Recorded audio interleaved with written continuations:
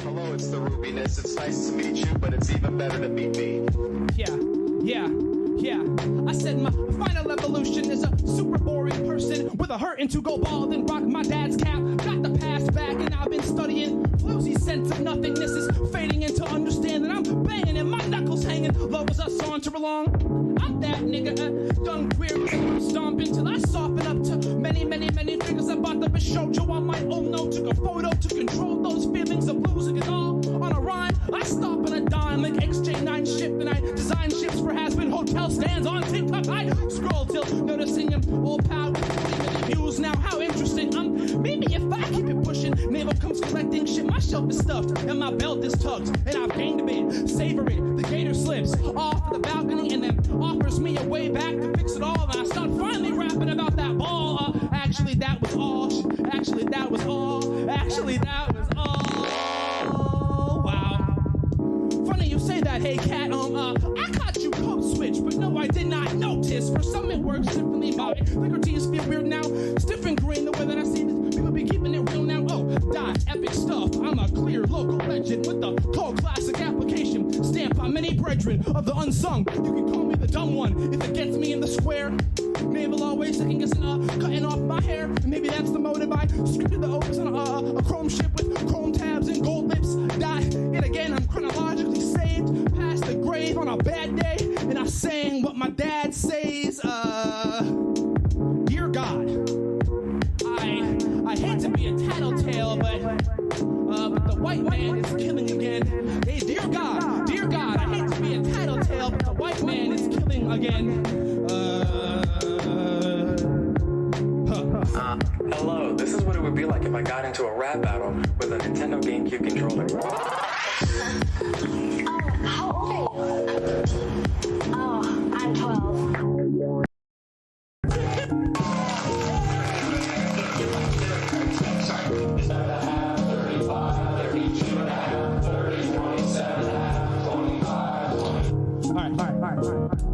I'm black, and I'm weird as hell too. I'll tell you, the apple didn't fall at all. The carrots grew from dirty art and had the gall to go and become me. I'm that roaming subtle gum tree, gumshoe up on a world tour. When people say they want me, I usually say, oh sure. I'm trying hard to transition to .dev, the thumbhead that Ruby fans who straddles DIY Twitter with high figure and skill. Took time with every detail and now I'm ill. I made a couple concept albums as frequent advances. So really can you blame me if I'm flying by the seat of my pants? Nah, I'm confidently weathered and worn. I've been writing this in slides from before I was born. Scored to start effects. Yo, it's obvious the bottle had to go and split the check. Maybe next time I visit I'll have winnings on my neck while I'm tweaking every knob at the crazy kiss. Yo, it's me, yo, it's me, I said when I was all around, traveling with my crew. All I could really think was if I even had what it takes to get here in my new. And when I was all around, traveling with my crew. All I could really think was if I had the proof, dog. That is just what I do. Sure, we should all go and delete Facebook, but what'll happen to non-denominational emo and where they're paid took? As I said, this nigga's coming collecting. I'm clearly intersecting and ceasing up all my gestureness. At least for a second, it's the baby elephant. One more minute in the river with Tarzan, the tragic tan storm man with the Johnny mnemonic flow. The Bugly and Mario Watcher is on break, so I'ma take the opportunity to take their place. The Bugly and Mario Watcher is on break, so I'ma take the opportunity to take their place. It's all around, traveling with my crew. All I could really think was if I had to prove, and that is just what I do.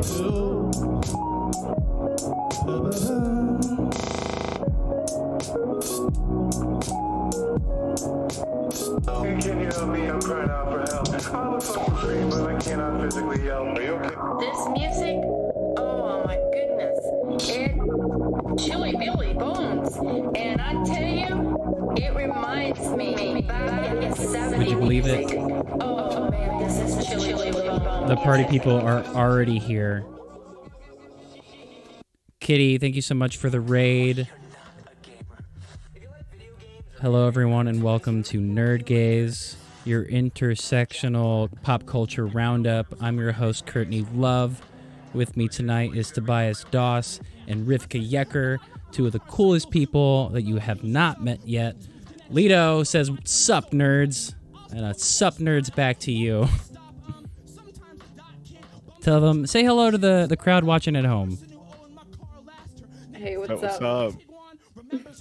All right, let me get these captions looking better. I'll put them at the top. You're supposed to change the category. Fuck. What's the category? Is it I don't know, you Sable have still? to- It's Uh-huh.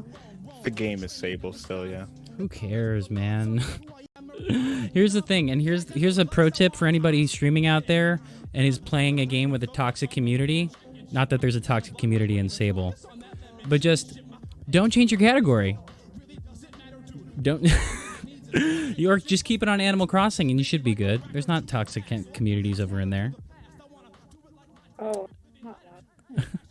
You'll log in a- So, we were listening to the album Epic by Pink Navel off of the Disposable America Bandcamp. If you're interested in hearing more from them, I'm going to drop a link in the chat. Twitter says otherwise? Interesting. Oh, I don't know. I don't know what that means, man. Bro. But the people are here. And I'm just going to read chat, so I'm going to take this chat off the screen. Sorry, so many moving parts here. We haven't done a nerd stream in so long. I'm so happy to have you guys here. Hey! Vaughn's here. Rivka's in the chat. That's Frick Playson. MJ says, Tobias, I haven't seen you in ages. Is something different? Or have I not seen you in forever? Haircut.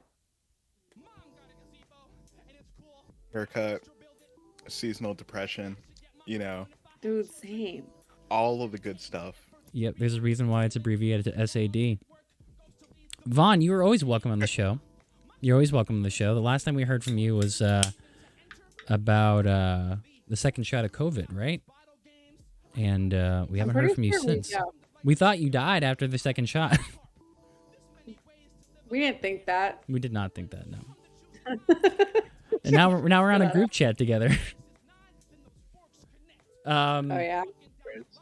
Rivka, tell them about the group chat that we started. I don't want to make Tobias feel left out, but it's like a Chicago. I made like a nerd group in Chicago. I would include you if we're here. I swear. I just wanted people to go see matinees with, and like now we're all going to see 2E2 together. Tobias, it was so fast. Rivka just mentioned C2E2, and then everybody bought passes. Yeah. Hey. Have fun, y'all. Have fun.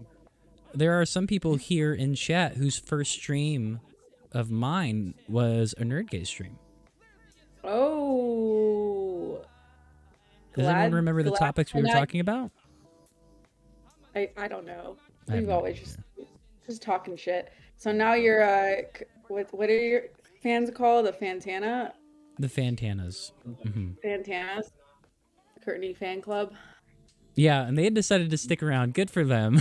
They got great hearts in them. I don't know if they have the best taste, but God, it was like March. I think you were talking about Marvel TV shows. That's possible. Yeah, I think we were talking about WandaVision.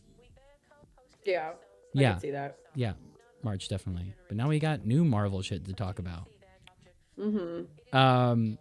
Tobias, I want to know how that class was going. Were you still taking that like sort of Oh yeah, dude. programming boot camp? How's that been going? It's hell. It's hell. It's hell. I'm just taking an hell. intro to computer science class. I dropped that shit so fast. Let me tell you, if there's ever been a me that's doing something for the money, it's this version of me, for sure. Yes. Yes, King. And I'm drained. I'm tired. Oh. I can't wait till December. Is December when it's going to be over? Yeah. and then I'm gonna go back to my reckless life. But hopefully finding different jobs. No, I'm not. I'm not even changing my job. So this It's- just tells you like this was a horrible experiment. But Wait, really? You're not I'm like. reg- What are the positives? What are the pros? Please. it's harder to fire me now. That's it. It's harder to fire. Job security. Hell yeah. Yeah, like If that's you it. decide to get another job, though, like if you decide to do it specifically within programming, like you have more options now, don't you? Yeah. I mean, I'm like better at that. Like, or like, if I truly wanted to go get another job, I could. Excuse me, I just don't want to. This was not for like me getting out of a bad situation. I'm in a great place. Honestly. Yeah. Hell And yeah. This just has turned my life into something like entirely regimented. I'm like going to the gym now. Ooh. You look good. And, You look good. Thanks. Maybe that's what MJ I meant. feel I was tired, gonna say you look fit. and I'm so tired, bro. Tired and swole. That's all you need. Structure, yes, not structure. Like it's not great. Like I want to go back to being able to just like do whatever the fuck I want. Oh my god. But yeah, enough about me. What about y'all? Fuck is up. Rivka, you want to go first? Dude, What's up? I'm also sad, man. Sad. Yeah, no. Life sucks. Fuck. Oh my god. I know. I'm Chat, how are you struggling. doing? Yeah, how are y'all? Do you have... No, I Can't make this a depression stream like again. I know, Like, I feel know. like I'm like sitting in my like purple light right now. I could do that too. Yeah, no. Thanks for the host. I went through a breakup, and like obviously breakups take a while to process. So it is still I'm in the process phase. Been accepting a lot of this conversation today will probably be about my obsessions lately, because when I'm single, I'm in obsession brain like 100% of the time. So like all my energy goes to what I'm obsessed about, and it's usually media related. Yeah. So we'll talk about that, and then yeah, I'm in some serious job insecurity right now. Same. So I'm looking for work. Yeah, finished my website, looking for work. Life is seasonal depression that also lasts all year round for me. Things are just kind of intense. It's So I've been happening all at watching. once. Yeah, it's all at once, and I'm like dealing with some family stuff too, and like I'm watching just a lot of fucking anime. Like, Hell yeah. no, but it's not cool anime. I'm watching like rom-com anime. Like Right. I love how alternative your like entrance to anime has been. We always revisit it every show, and I'd love to hear what animes you've been watching recently. Oh, Drop I the got names. you. Drop the names. Thank you for the host, by the way. I got you. Oh wait, which one's that? Wait, you guys, I have so many recommendations because I've been... Oh, I watched that one. Oh my god. It like, and then I watched the MMO Junkie one. It was like or something about the MMO Junkie, and those were specifically, yeah. It was like the otaku one is like really like, it's all about them being these like nerds. One's a gamer nerd and one's like an anime manga nerd, and they like fall in love, but like their whole love story is them just hanging out and like playing games together, and it's like Oh, I love really that. chill. It's really cute. It's really cute. It kind of like ends just sort of like abruptly, and I was like, wait, fuck, I want more, which is all of them. That's why I watched so many.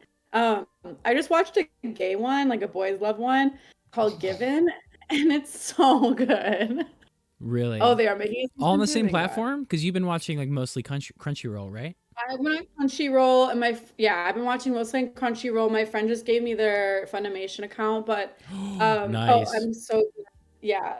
Um I'm so glad there's a second season because a lot of these don't have second seasons. But I originally like what got me into the rom-com world was Fruits Basket, which like fucked me up like hardcore, like wrecked, like trauma spiral intense. Hmm. I think I talked about it on the show at one point. But then recently I was just like I just need like just it's so good. I just needed like stuff to watch just so my brain cannot process anything else. Hmm. Yeah, I cried so much during that show. But so I've been watching pretty much every romantic like anime you can think of. Um like I just go on Google, I look at what I like, and then I look at the related ones, and then I just save them onto Crunchyroll or Funimation. Um Oh, do you have like a but watch list on the? I never use watch lists like on the apps that I'm oh like, supposed to be using. oh my God, that's like the only way I do anything. Like yeah, Mm. I just add it all to my queue.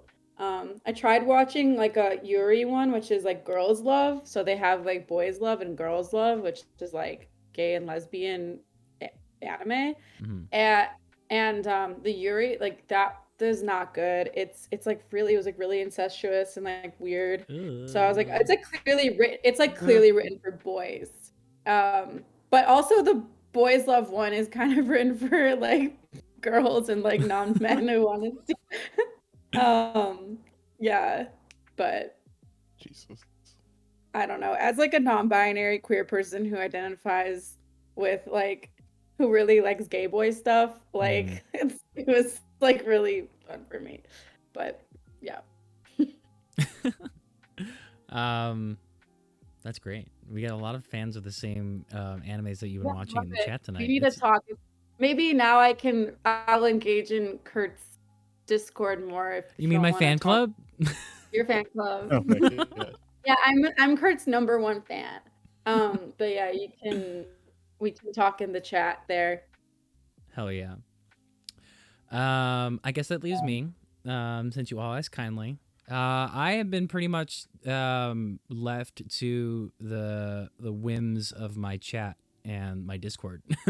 I've been revisiting episodes of Miami Vice, the 1980s TV show, with my buddy AK, and in return, he's screened some episodes of Attack on Titan. I'm currently on like episode, I think 9 of the first series. Absolutely loved it. Didn't know what I was expecting. I didn't have any expectations going in, and it blew my mind. So that's my entrance into anime. Yeah. We control you, Kurt. It's true. It's true. And I'm trying to control you eventually. I'm going to be screening the first episode of Twin Peaks on Sunday. So I'm going to try to nerd them out on David Lynch. You fucking love Twin Peaks. I love Twin Peaks. Such a good time. I That's didn't think like- I was. I didn't think I was ever going to like it, but yeah. That and Doctor That's Who. like so It was like two shows when I got into college. I met the fandom of each show, and I was like, no, I don't want any part of that. That's how it was. I was just like, when I was in writing workshops with these people, I was like, Yeah. this isn't cool, man. You guys aren't cool. But the show's really cool. I get it now. I didn't see what's going on. I was Tanjiro. Oh, for Halloween? Now we're talking. Oh, that's right. Are there any fans of Avatar in the chat? There's lots of news of the Avatar live action coming out. Tobias, Rivka, have either of you watched Avatar, Korra? Yeah. I mean, yeah, but I'm not really keeping up with what's Same. going on. Sorry to let everyone know. That's okay. I guess we also talked about how you've been keeping busy, Rivka, but did you like, are you working on any projects? I know you said that your like work is up in the air, but you just had a huge show go on over in New York. Like Yeah, a vendor mart. yeah, I mean, I'm always like, we were just talking about this. Kurt was like, Rivka, you're like the most high functioning depressed person I know, and I'm like, yes. But I do a lot of things always, but I went to New York to put on like my friend's starting a business that's basically an artist market, both like in person and online, so that artists can like share gear and tools so that people don't have to pay. Like, let's say I want to get into, making music and I, need to buy a pedal or something, but like I don't quite know a lot about it. It's better to just go to a friend who might already have it for cheap or might give it to me as a trade. So they're trying to create like a yeah, it was in New York the last time I was there, but it's gonna be online. I'm gonna share the information with you right now. Cool. And you all Yeah, can I put remember. exclamation point Rivka and exclamation point Tobias to follow them on socials. Tobias is a Yeah, fantastic artist. Rivka is a fantastic community organizer. They both do amazing work. Can't promote them enough. thanks, brother. Hell yeah. Yeah, so that's like, this is the thing that my friend is starting, and I just helped basically put it together in New York. And then I am currently, I mean, I have clients for my agency still. I need more is the thing, or I need a full-time job. So I do like creative agency work, like branding and design stuff. So And it's really good shit. It's amazing. yeah, but And all I really want to be doing is just talk about nerd shit.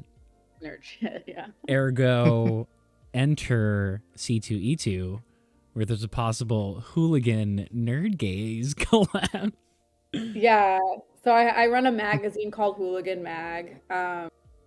And I just applied for a press pass for C2E2 and we got it. So I think Kurt's still waiting to hear back. I think we're gonna get it. But we're going. Nice. The C2E2 Hell yeah. Content, baby, is will be coming my at first you. convention. It'd be cool if we can do some IRL stuff. I haven't Really? done a lot of IRL streams. Wow. Right? That's I've never done a surprising? convention because I know, because you guys, you know my hangups. Hang-ups? Do we?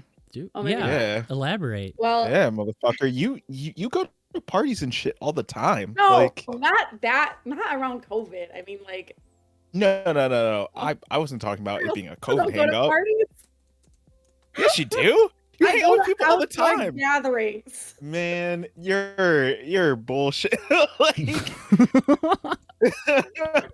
Wait, what are you Man. talking about? My parties before Man, that versus I conventions. I remember there was a time where you said, "I don't feel like going out. I'm not gonna do anything," and then later that day, you were I mean, like, yo, I showed up at a party, and I mean, had a lot of fun, just kicked it with like a ton of people I didn't fucking know. What's Yeah. up? Here's the thing. It's the things with conventions. Okay. I'm gonna be in here I go, but I'm gonna let it out. When Okay. I was in high school, I thought that was stuff for people in fandoms, and I was like fandom adjacent. Like I was like, I read lots of comics, but I'm like, my obsession in high school, like while I was reading comics, I wasn't in a fandom. I was very much in like a music scene. So the things that I was doing was like I was going to lots of shows, festivals, like pop punk, emo, hardcore, that stuff. Like that was like my obsession in high school. And so when I got older and I went, started getting more into like fandom stuff, which I also am not a big fandom person, is the thing, is I actually don't really like being part of a fandom. I like smaller offshoot conversations with people, but I don't necessarily like, I think it's my Aquarius moon. I'm just like, no, I'm different. Or like, but in reality, I've only in the last like year I've accepted that I am like that it's okay to want it's okay to accept my full nerdom, basically. Like in the last like year and a half, like basically through the pandemic, I'm like, I need to stop pretending like I'm not this. It's so funny. I was like coming out to myself as a nerd. Like, Right. Right. And it's I feel like I've been able to embrace my own sort of nerddom too, because I just find so many interesting people here, like in the digital sphere, that don't like identify with the fandom. It's more of just like I'm just someone who happens to be a fan. right. It's a lot easier to find people who have similar Yes. tastes rather than Right. like, because a fandom like also comes with like beliefs. Like we have to keep the Yeah. show on like this level of like Right. this is the tier one. It's like you go in and you automatically adopt tier lists as soon as you get in there. Like if you like this show, then you have to think that this is good. You have to think that that's good. You know, so Right. And I honestly have no interest in ever, like, in any of my belief systems, in any of my identities. I am never one that's like, this is the capital T truth. And like, this is all there is. I also like know too much about media from the inside to know that like trusting any kind of media 100% and like letting it be your life is actually like super harmful. And so like I just like know too much. So it's like I feel like I can't actually allow myself to fall back into the idea of a fandom. But I have allowed myself to like allow myself to be open and honest and like loud about the things I love, which are usually fandom related. Like now, even anime stuff and DC. Like you can tell I'm like often embarrassed about it. Like I'm embarrassed about, because it's not even that it's like nerdy stuff. It's that a lot of the stuff I love can be kind of problematic in that it's created by like white men, you know? And I get like, if we look back at my interests, I like feel almost like I'm this is it's like deeper rooted. I'm like, am I just like, why am I in, I don't know. I have some like stuff that come up for me that's like the people that understand me the most aren't queer people that I'm friends with, but it's like these like nerds on Reddit or something, I'm like, yeah, yeah. It's that's a completely different confrontation, isn't it? Not just it's a weird. I've been it's a confronting weird some shit. confrontation. It's entirely Yeah. separate from no, actually no, it's not separate. And this is the intersectional part of it, right? Because like the culture. Oh my God! Thank you so much for hosting, everybody. You're so great. Let's get to the front page of Twitch. It's that the culture, the things that are like you watch in your formative years are gonna like make you develop into this particular type of person. And when you identify with different types of identity groups, there's still that innate sort of like whiteness that you kind of have to undo when you're loving all these things too. And when you start experiencing intersectionalism, learning more about like different types of theory, you just realize like I still love these things, but I'm able, and it's because I love them that I'm going to criticize them. And that's just like it's not fun. It's not fun doing that, I think.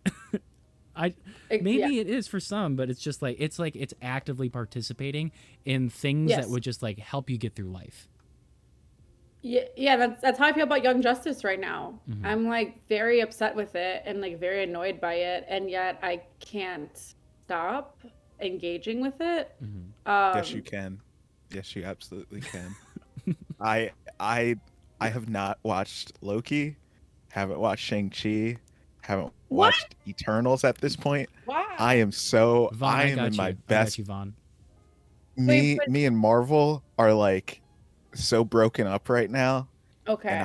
And I'm so good. Like I don't have anything to criticize because I don't know anything. And you know what? That's beautiful. Yeah, Shang-Chi actually And is that fucking good. that might be great.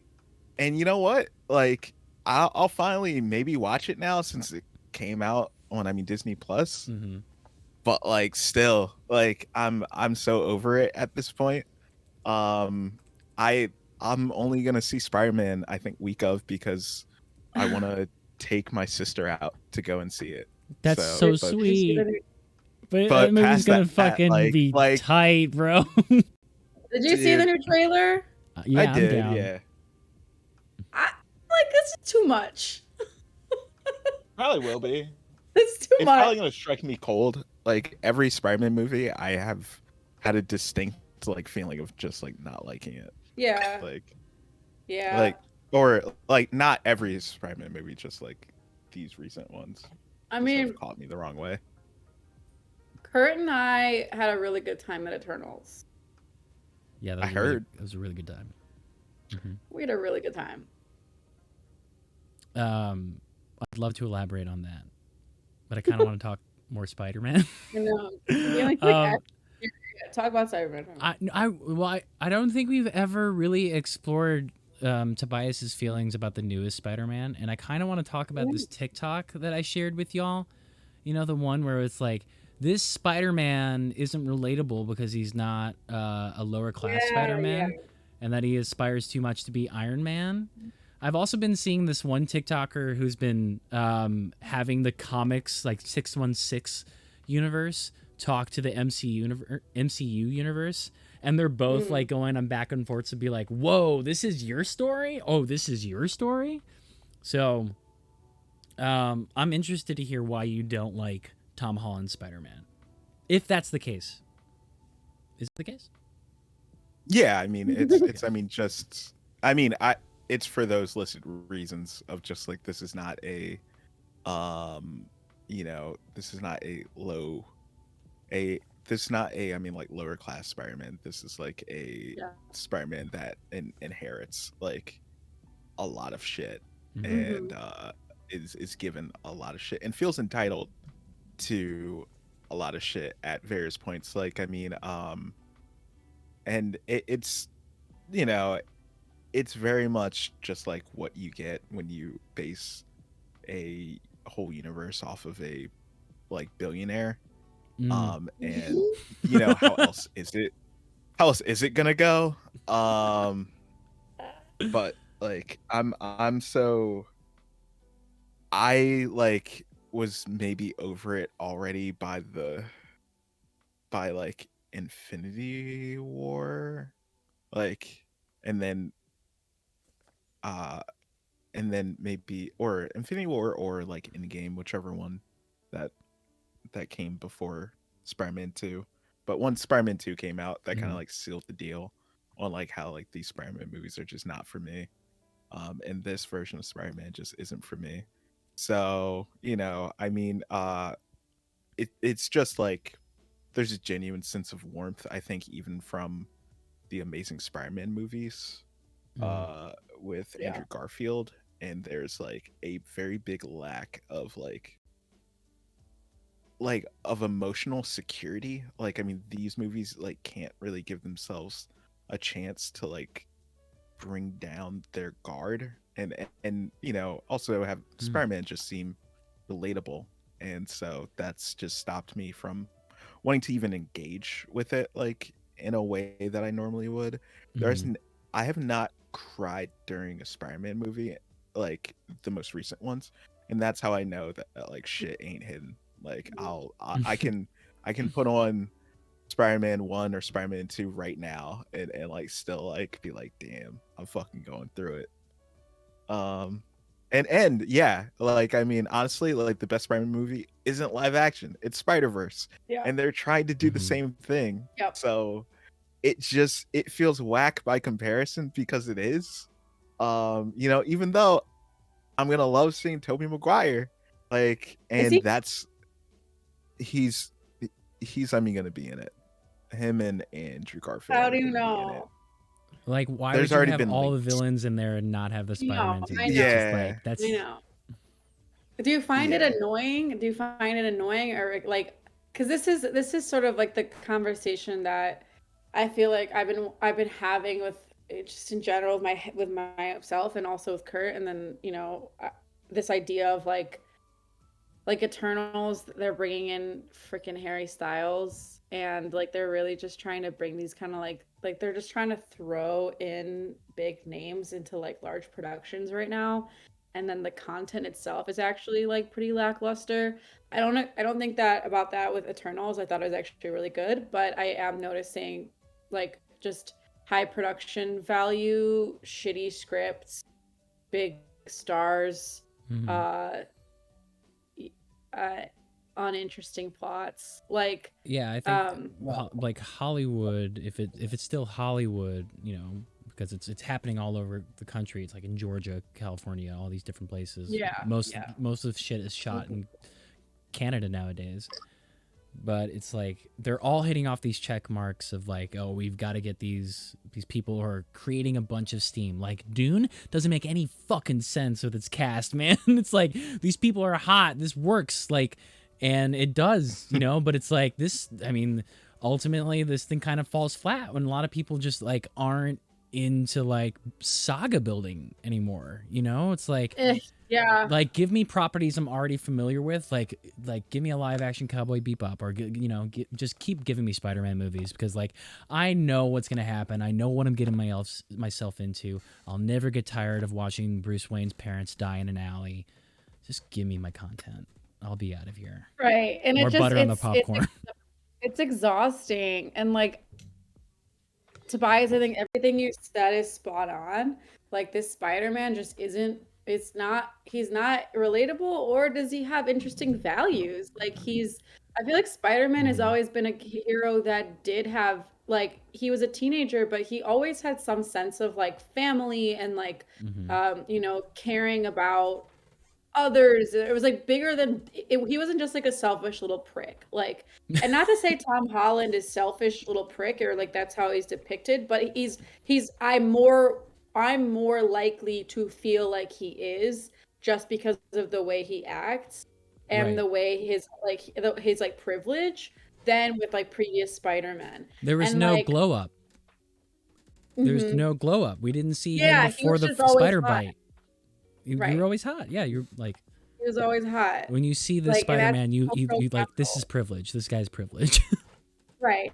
He's just like, and then it's just like, it's another cast of hot people. It's like, when you look, like Tobey Maguire, I'm sorry, but Toby's not like a hot.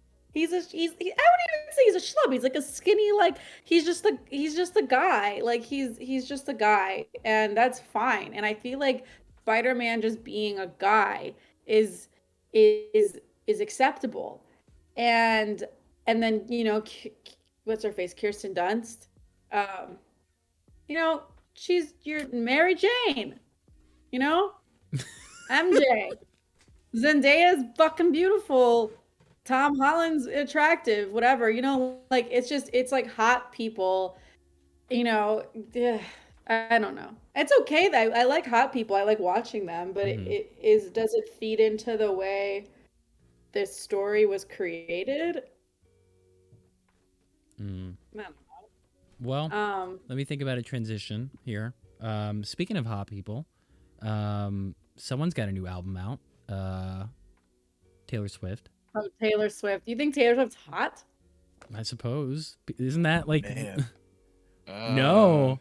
Bro. Me. Oh, bro. We're talking about Vaughn now. Look, Vaughn, everybody has she? their own taste, and you know what? That should be appreciated. She's mid. But like, Taylor Swift is like antithesis of hot. Okay, me. bad transition. Bad transition. As Jesus white and Miro was saying, she's got a very long back. like Vaughn's the hot one. Taylor Swift is not. Oh, Yeah. Vaughn's the hot one. Yeah. Okay, cool. Oh, okay, Vaughn's yeah, hot, bro. Taylor Like, Swift. Okay, but then who's not hot how in this dare you, situation as Kurt? well? Okay, fuck me, right? Hey, listen, man. We've been facing our whitewashed sexualities. Yo, man, I was never that down bad. Oh my god. Pardon me for being a sapiosexual and enjoying lyricism and making that. No, Kurt, no. Man, her. I was going Hey, through at it, least but he's got I my was never back. At least he's got my Taylor back. Swift going through Bro, it. I'm sorry. I'm sorry. Listen, Taylor Swift, yeah. Yeah, man. No, my thoughts on Taylor Swift are not because I think she's hot.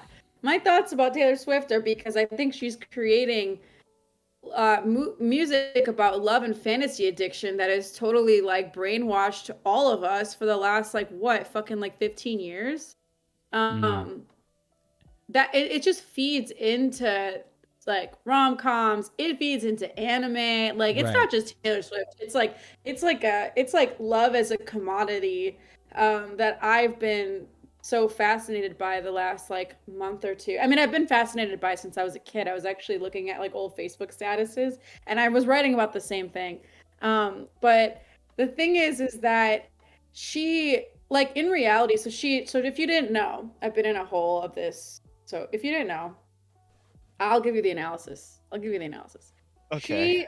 She re-released uh the album Red, right? That came she wrote that or that came out around the time she was like 2021. And so Hmm. 22, I guess. Like from 20 to 23, like that those years. So she was dating Jake Gyllenhaal at 2021. Jake Gyllenhaal was 30 years old. And so they had like a 3-month long relationship and he ends up like hurting her, making her feel like stupid. He makes her feel uninteresting, unwanted amongst his friend groups, as we've watched through these series of songs that she's put out and this uh this 15-minute long music video she just released, which is all about Jake, which this guy Dylan O'Brien, who's been in like Teen Wolf or some shit, he looked familiar, so Maze I googled Runner. him. We got Dylan O'Brien. He was playing Jake Gyllenhaal. Yeah, yeah. And then this cute redheaded girl, right? And so this music video is basically this depiction of the way Jake Gyllenhaal like was awful to Taylor Swift. It's like clear it's all about him. That's why all the news headlines are like Jake Gyllenhaal give her scarf back. Like there's a whole fandom of Taylor Swift. Like Hmm. it's fascinating. I've been fascinated by it. Anyway, what I'm saying is that so she why would she release this freaking re-release this album and release these like 15-minute long video and then another 6-minute long video that Blake Lively directed from the Hmm. time she was 20 years old, 10 years ago. So she's 30 now. And essentially, it's because she projected a fantasy onto Jake Gyllenhaal. She projected an entire idea of what he was supposed to be. And in reality, Jake Gyllenhaal was always a wealthy asshole. Like, he was Hmm. never going to be like your Prince Charming. And her whole thing is she wants Prince Charming. That's her whole thing. That's been her whole thing since her first 2 records. And it's been her whole thing up until now. And she's 30 years old. And I have no idea. She's with someone now, her longest relationship. But the point is that Taylor Swift's whole thing has been she's just been dating guys for like 6 months at a time, and it like ends in this chaotic thing. She writes a whole album about it, and I don't think she should be villainized for it. It's mostly that I'm curious about like she's making an entire career on this like love and fantasy thing that has like totally convinced people that that's how love should feel, or like this like whiplash idea of love. Like that's what I'm trying to coin it as. It's like whiplash Hmm. love. Like she's addicted to this idea of whiplash love. She's addicted to this idea of um the one or this like savior. Like that's all her music. So obviously I love everything related to love songs, love movies, everything, right? I understand and accept that like a lot of it is like fantasized and like fantasy, and she released, yes, she's re-releasing also because she just wants it, she wanted to produce it, whatever.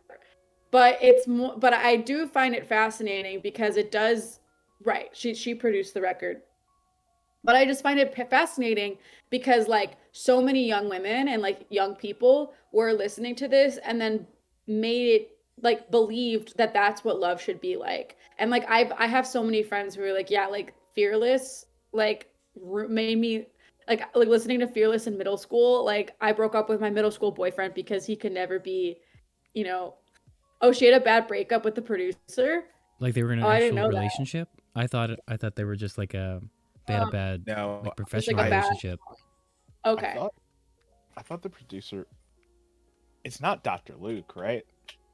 No. Business, yeah. Business. I, Here's the thing. Before I think we get into like problematic territory, and I think that's the challenge of tonight, to talk about this without disparaging like her work, or like what Yeah. not I we're not I trying have to my yuck anybody's opinion. yum tonight, but it's like Right, right, I think right. the thing that makes this so complicated is that it's really built in the context of her now and when it was released as well. So this is like recontextualizing the album as like, you know what? I think I know what was going on when I was in that relationship. So Right. here's what happened, and like let's look at this thing differently. Like let's look at this like Yes. vision or like version of love I went through, and like let's make it my own version. Of course, it's rehashing it and reselling it because she wants her own masters. So I think like of course what you're talking about front and center is the commodification of love and this idea of love that people are selling.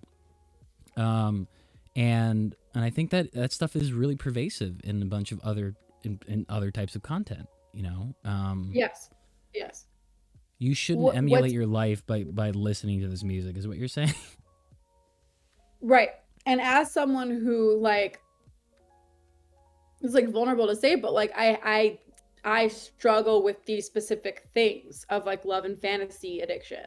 And I like as I'm listening to it as an adult, I'm like, "Oh my God, I have put so much pressure on love and relationships, but all my realities of love have never added up or like healthy love or like actual like, Mm-hmm. partnership has never been like this. And I finished a while ago the book Polysecure, which is really awesome. It's not just for people who are polyamorous, but it's like a really good book about like attachment styles. And it allowed me to understand my attachment styles in relationship to others, family, friends, romantic, whatever, sexual.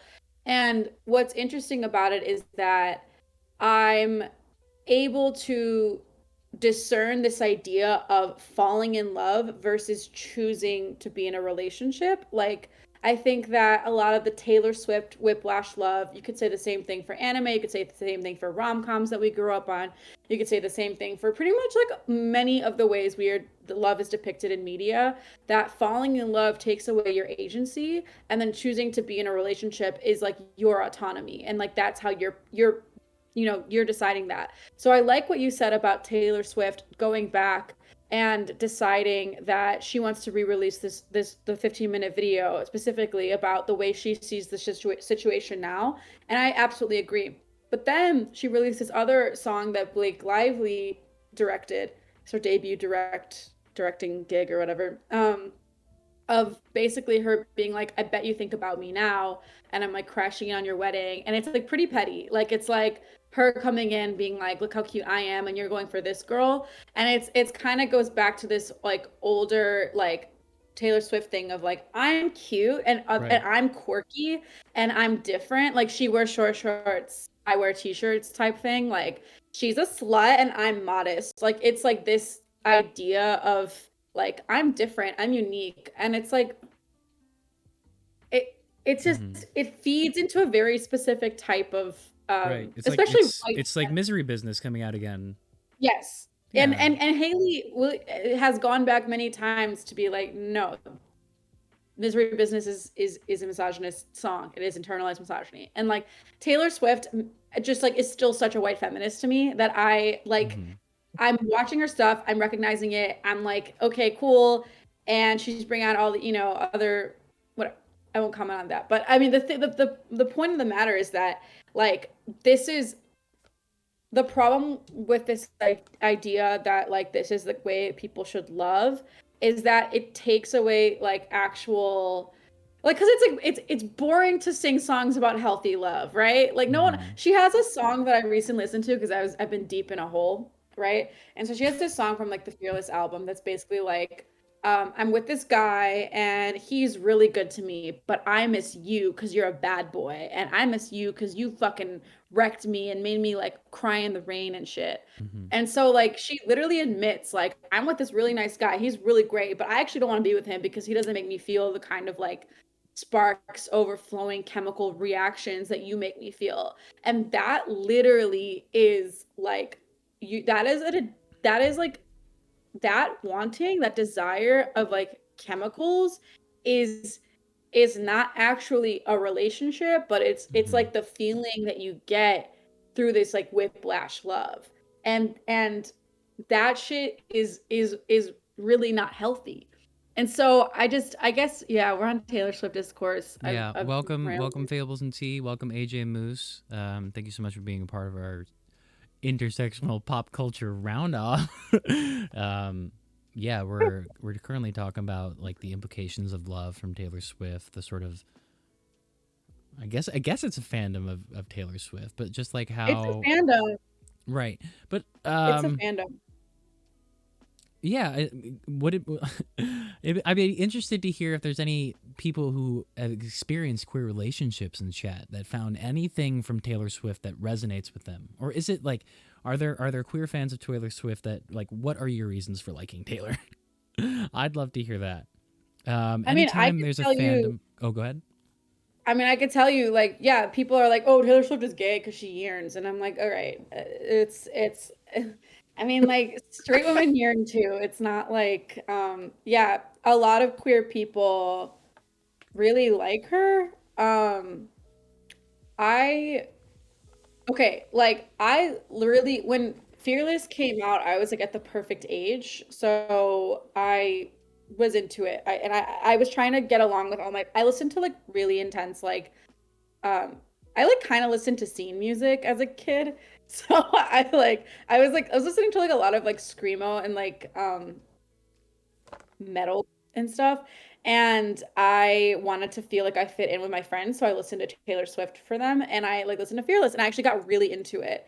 Um, and I like loved it as a 13, 14-year old. And then I stopped listening to her because it didn't for me it didn't really yeah, like I wasn't really resonating after that.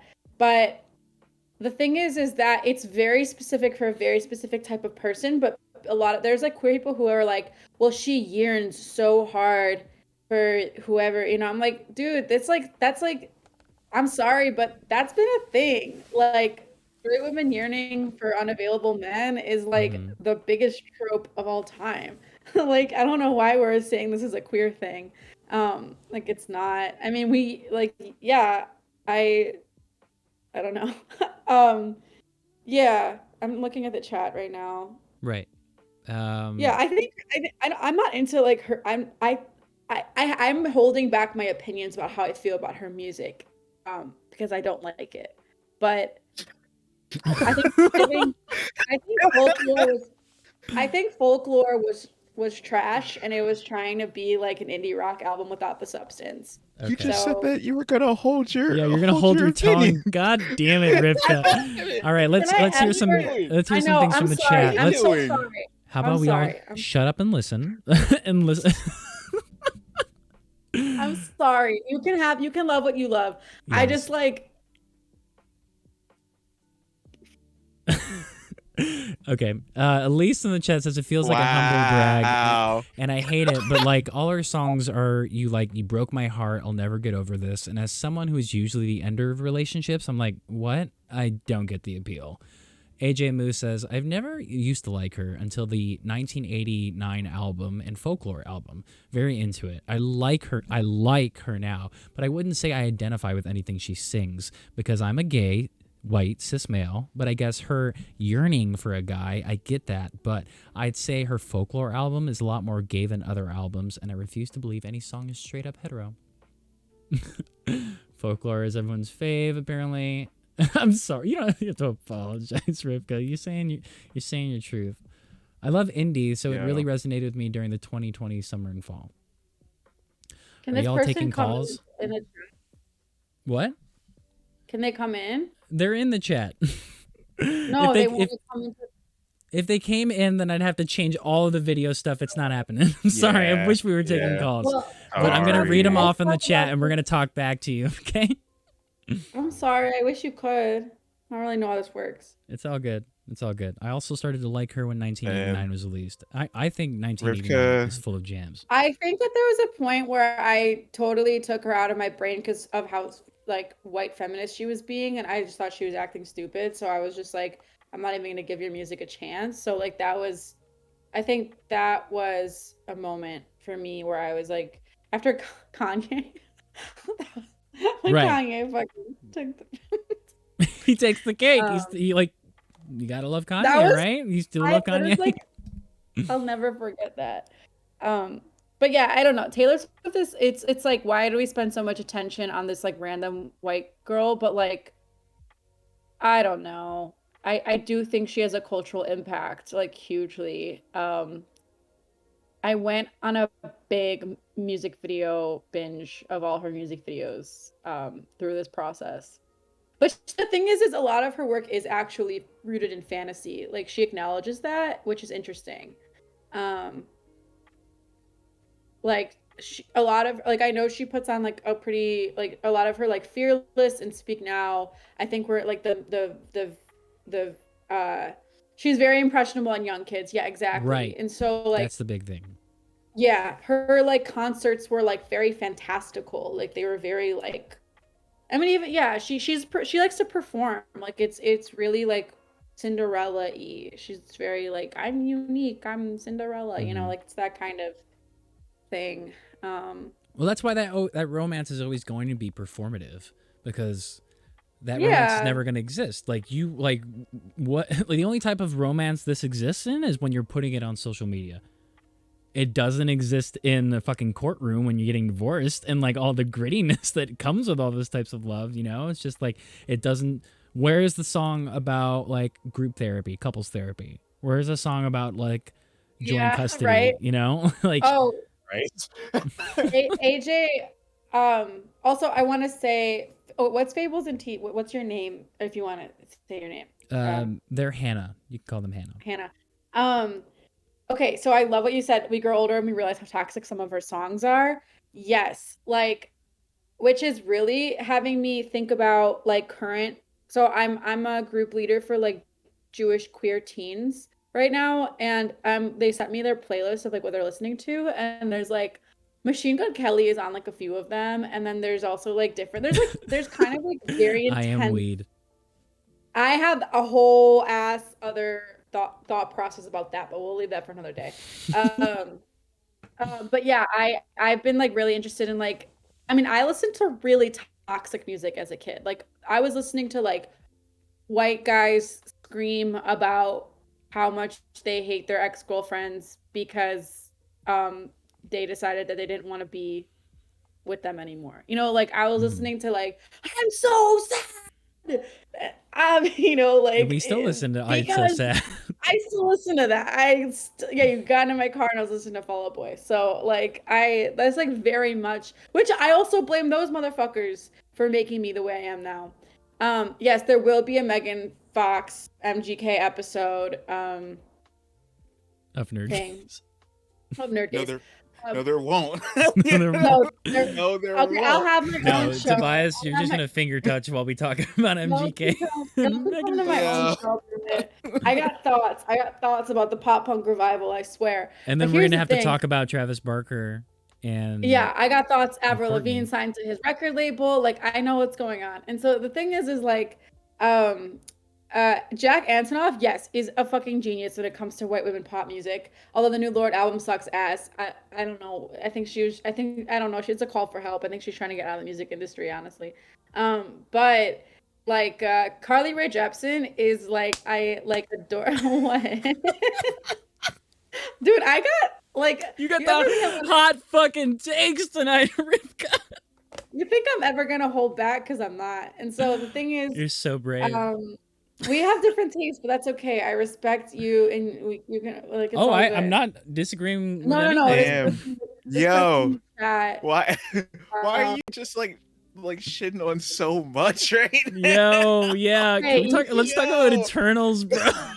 You can shit on my taste. You can shit on my taste. I listen to like, Yeah, that's the thing. Although I make That's very good playlists. That's the thing. That's Rivka's trump card, and be like, listen, you can complain about anything I like, but the thing is, you like good shit all the time. I do like. Yeah, I do except like good Young stuff. Justice. That shit blows. Listen, I don't like it. I told you I didn't like it. I That's have to true. watch it. You But I do. wanted to say Carly Rae Jepsen is like, I think makes the best. They're so cool. They terrify me, and this feeling is back right That's now. how Kurt felt about me when he first met me. I thought Rivka hated me. It's such a funny story. I love telling that. I'm not gonna tell it anymore. I said it every single episode. Yeah, Kurt thought I hated him. I don't. I'm like really nice, actually. I'm sensitive as fuck. I'm the This softest boy motherfucker you've ever tried to met. psychoanalyze me while we're going out for lunch. I'm like, bro, it's cold. Yeah, that's true. I I was was trying to like, eat. yeah, when we were at the Korean barbecue. I was just like, are you trying to make me cry up in this Korean barbecue right now? JK, Like, we yo, did like, not talk like, about like, and are you really happy? Like, bro, I'm just trying to like. There's a sandwich right now. Like, Bro, let me eat my pho. like, bro, like, shit. Like, I'm fucking doing an office job. Let me be. Like shit. I mean, I'm really straightforward, and I like listen. CRJ. no. What is CRJ? Carly Rae Jepsen. Carly Rae Jepsen knows how to Yeah, grab I at people's fucking love pop her. hearts with simple songs that just do well. IDK. Yeah. Actually, I don't think that's a controversial opinion, because Carly Rae Jepsen's No, like that's album after her first album was just like amazing. Carly Rae was after she put out Call Me Maybe, people made fun of her a lot, but then after a while they were like, wait, hold the fuck on, this like is good. Like she is good. She puts on an incredible performance. Yeah, her first album is but like everything after that, like she's amazing. I've seen her live 3 times, and like she I mean, she reminds me of speaking of ABBA. I'm about to say ABBA. Speaking of ABBA in my brain, she Mitski, we'll get to that. But Carly Rae like reminds me of like 80s like pop, and I feel like this like very specific type of 80s pop that like I feel like is reminiscent of ABBA. That like I feel like is very wholesome and universal, and that's why I think it's so effective, and so I also think the gays love it, because the gays have good taste. And You heard it anyway, here first, folks. Get yourself a gay friend. Yeah. Mitski, yes. Mitski writes an interesting, complicated, dynamic, lyrically compelling breakup song. Someone redeemed hydrate in chat, so if you got something to drink, I recommend drinking some water. Oh, nice. I have my salts. Cries and Mitski. Anyway, that's my pop culture hour. Thanks. That's not all we got to talk about. Motherfucker, you just talked about Taylor Swift for like 20 minutes.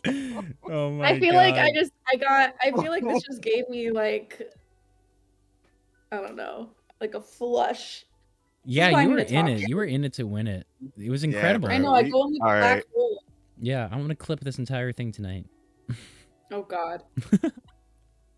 Yo, I know some Taylor Swift stands, so I'm gonna definitely have them blow up your shit real quick. Yeah, we're gonna Yeah. wreck you tonight. Yeah. Get ready for some Yeah. inboxes.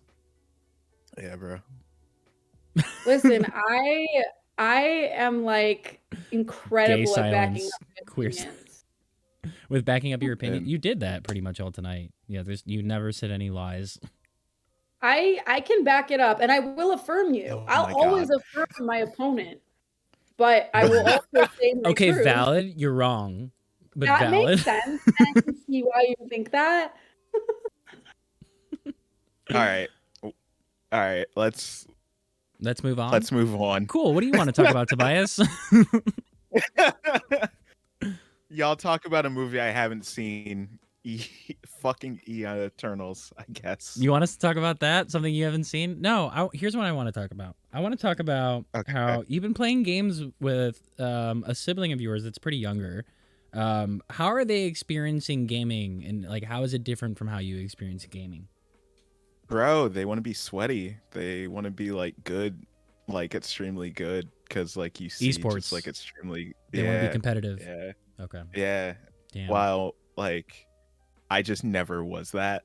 So, which like I play ranked and stuff, and I like being competitive, but like it's never been a part of my like personality. Mm-hmm. So seeing a like 16-year-old kid like be just like kind of like upset because like we didn't like clutch, like just like fucks with me, and Wait, what are it's you all just playing? not me. We're playing Apex Legends a lot. Yikes. So like we are in it. Yeah, dude, we are in it. Like and I'm like a plat player, so I'm like okay, but still like um just that kind of like get upset when you lose shit has never been for me, and I just like it's a thing that I'm constantly like trying to push back against. Like what would be whenever the we play. ideal like grown-up gamer? Like how can you be adult about gaming? You know, what's a healthy relationship with gaming? Play 2 hours a day at most. Play at a nice Couldn't be maybe me. at latest 10 o'clock. Maybe no gamer words uttered. No, I gotta say pog. I gotta say poggers. And no. Peepog. Whenever I say gamer words, there's a really funny like tweet that like or Reddit chat or something of where like it was when PewDiePie fucking said the N-word, and like That bitch said the N-word. He's not canceled. Yeah, no, dude. PewDiePie like said I'm the fucking N-word, and he was good. But someone said like, yo, they're trying to take away our gamer words. And that shit was hilarious, and I've never fucking forgotten it. So anytime someone says the N-word, I instantly think gamer words. Gamer. Wow. Gamer words. Like, yo, like crazy. Like how white people love to take culture no matter what is crazy to me. But like, yo, like they said, nah, see, that's not racist. That's just gamer words. Damn. Come on, man. What the fuck are you trying to do out here? That's still a thing? Huh? Not much, like not much anymore, but like it happens all the time. You kidding me? You like played Gen Valorant? Z. You get on a Valorant like chat. I played Valorant, dude. I have not dealt with that type of shit in Valorant. Oh, it's because you're good at those games. I'm bad. I mean, dude, I played the game of Overwatch. They saw Santana and they ran with it, dude. They're just like, go back to your fucking country, get over the border. You fucking like, wow, dude, it was rough, dude. And my boy Connor, who was playing with me, he's just like, shut the fuck up. He's my best friend. I was like, dude, Connor, should we just stop, dude? Like, this is like not fun for me. Like you're getting more riled out of them than I am, dude. And he's like, dude, why don't you play this game? I'd be like, because I'm dealing with this shit over here, dude. Yeah, bro. Wait, this is wild because I feel like Gen Z is so like anti this that I don't think this is the case. I don't think that's the case.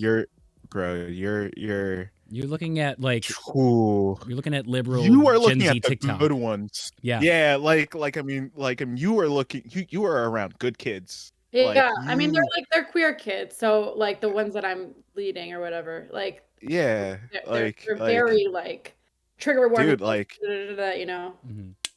Yeah, but like nah. Even then, like a lot of those games, like there's not just Gen Zers playing. Like there's I mean like 30 30-year-old dudes that are like angry as fuck that like they didn't win. Why is Um, gamer culture so toxic? Because what else Like, do they have going on in their lives? yeah, dude. I mean, this is just like it's not even just like gamer culture. Like that's like gamer culture is bad. Like, but like so is comic book culture. Like, I 'Cause, mean, man, like I comic book mean, dudes are like abhorrent.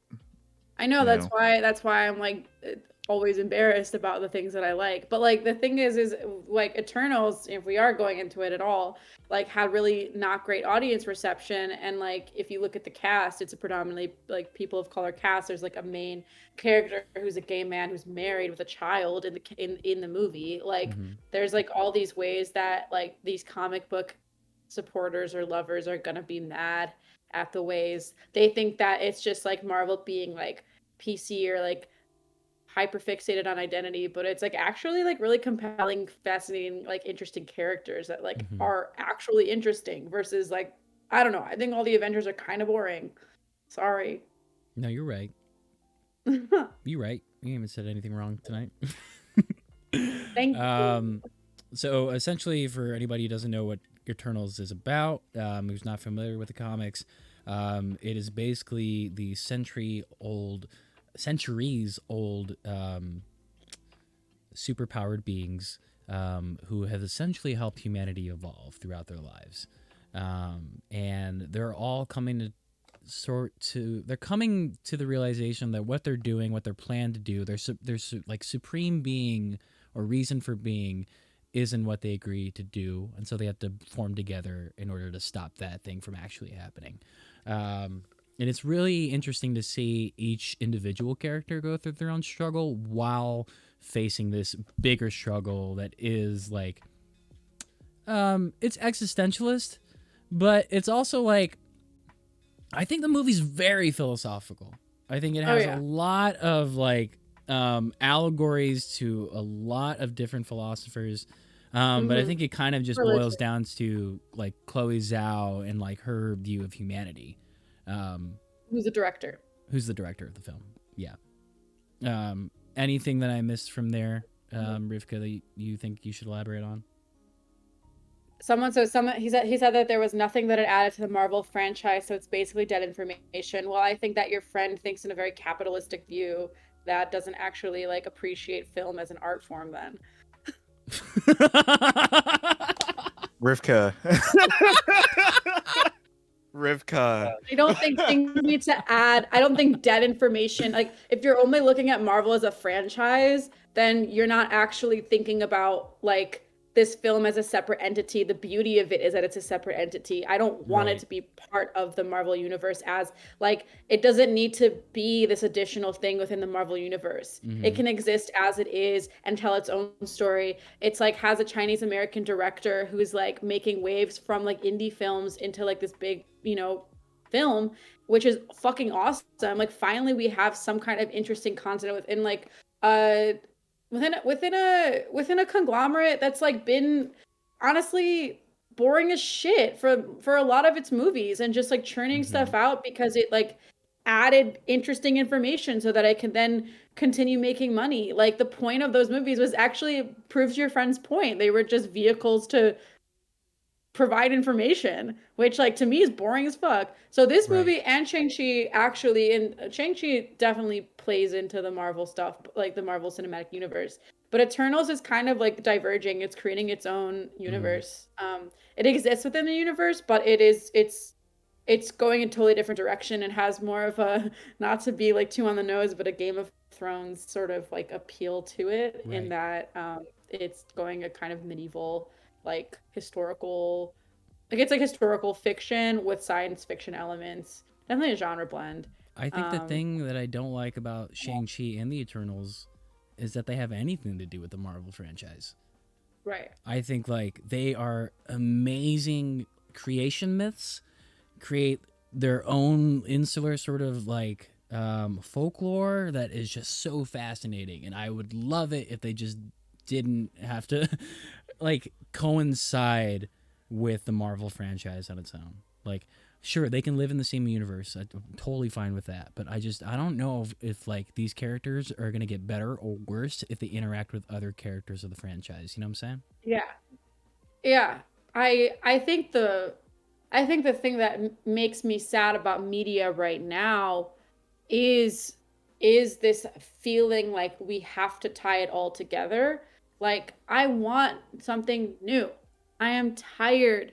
I am tired of remakes and adaptations.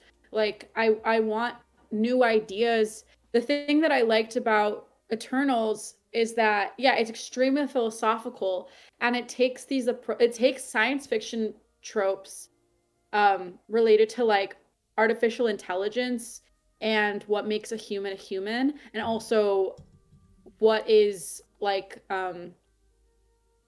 what is also this idea of like monster or like alien as predator as colonizer versus Mm-hmm. like who is colonized, like these classic approaches that I would see in like the movie Annihilation and in the movie Alien the saga, like these really cool science fiction approaches. And it takes superhero tropes of like what makes a superhero or a person good or bad, or does a superhero need to be good or bad, or can they just exist, you know, and accept that maybe missions aren't necessarily for the greater good, but they're really just a mission for somebody else's uh mission, you know? Right. And like that's like right, what are they even called? If are they even a superhero? Because none of them really identify as heroes. A lot of them actually, and I think that's why the audience reception was not great. I know a lot of you in here like it. I really liked it too. I'm assuming the audience reception equals white men. But like I think that a lot of the people, because I'm trying to understand, I'm trying to get my head around why, other than like, you know, blatant racism, homophobia, but like I think also people don't like the fact that these people, though it's a superhero movie, are very much accepting the terms. They're very much confronting the fact that they're not necessarily good, and then Mm-hmm. they're not necessarily bad either. And that ambiguity really freaks people out. It like really feeds into this idea of like, I'm gonna use some really philosophical phrasing here, but like ontological restlessness of like your state of being is like totally disrupted. Like you are no longer feeding, like they're challenging everything we've known about superheroes that a lot of us have seen within the DC universe, but Marvel I don't think has done quite like this yet. Right. I just blacked out. I don't know what I said. So No, you said some great stuff. Let's see if I can build on it. I think something that I would want to say about the film too is that normally with these superhero movies, they tend to shine a mirror on like what it is to be a superhero, and so there's a lot of self-reflection on part of the hero themselves into becoming what the audience wants them to be superhero wise and what the people in the film want them to be superhero wise. In this movie, they, like you said, they are not superheroes. They are simply built for a higher purpose, and they're given these powers, and it's built into mythology. We understand that mythology. The thing that's being reflected upon in the film is humanity and the role that we play in all of this mythology, because there's not a good sort of depiction of humanity throughout this film. There's a character in the film called Druig, which, if you're familiar with the comics, he is a mind manipulator. And throughout the film, the biggest conflict throughout this character's like life is that I can't stop humanity from making their mistakes, and and it's like it's what I want to do. I know that they can do better, and even Faustus, who's like this inventor who wants to give them amazing technology, they're telling him no. Like the whole team is like, no, they're not ready for it. If you give it to them, they will freak out and they'll kill each other. but they do that anyway. Right? Like that's the thing is the reason why Faustus gets so he basically denounces humanity. He's the gay black character where I won't tell you the details, but he basically goes and like, you know, he wants to have his own family and like just be separate from the Eternals because he's like, I've given up on humanity. I create these inventions for them and give them these things that are supposed to be for like the greater good and for like progressing, and then they just end up being weapons.